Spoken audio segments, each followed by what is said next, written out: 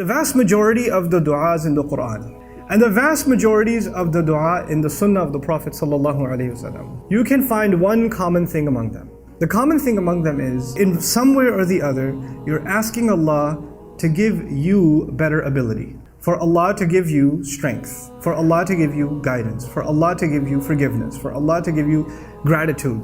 Give me the ability, empower me so I can become grateful. Somebody was out at sea and their ship hit a rock and the ship sank. And this guy is holding on to a piece of wood and he's out in sea and he's making dua to Allah. Now at that point, you can make two duas. Ya Allah, transport me from here to an island immediately. Make the rain stop, make the storm stop. Or he could say, Ya Allah, give me the strength to overcome this difficulty. Now when he makes dua, Ya Allah, send me a helicopter right away, pick me up into the sky and get me to an island. And he makes dua over and over, helicopter, helicopter, helicopter. And no helicopter came. And then he says, Allah didn't even send a helicopter. That's not fair.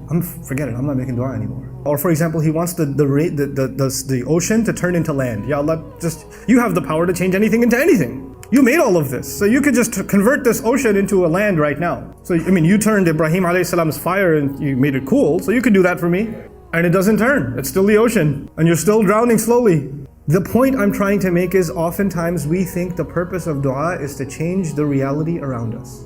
We focus on changing the reality around us. But if you study the du'as in the Quran, majority of the du'as in the Sunnah carefully, you'll notice that the change actually you're asking for is a change in yourself.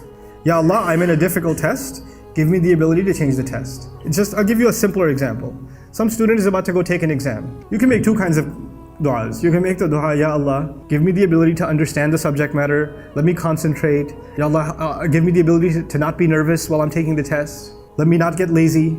Du'as about yourself. Or Ya Allah, make this, I know it's a medical school exam, but convert it into a second grade math exam for me.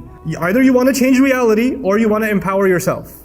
For people that are weak in their faith, they don't think about empowering or changing themselves. They just want to change what? Reality around them. And they keep asking Allah to change the reality around them, and does it change? No. And when it doesn't change, they blame Allah. You want reality to submit to you, you truly have to learn first to submit to Allah. And you don't come to Allah when you need something. You don't just come to Allah when there's a problem. You come to Allah all the time. You're submissive before Allah constantly. Until that attitude is developed. And by the way, there will be a time when reality will submit around us. And that time is actually when we meet with Allah. Lahum ma yasha'un. They're going to have whatever they want. The problem is we want whatever we want right now. Allah says, I'll give you that. Right now you're going to experience some times of good and other times of test. And the only reason He gives you a test, is because He wants you to pass so you can qualify for that Jannah. He wants you to go through these trials because they will bring you closer to Him.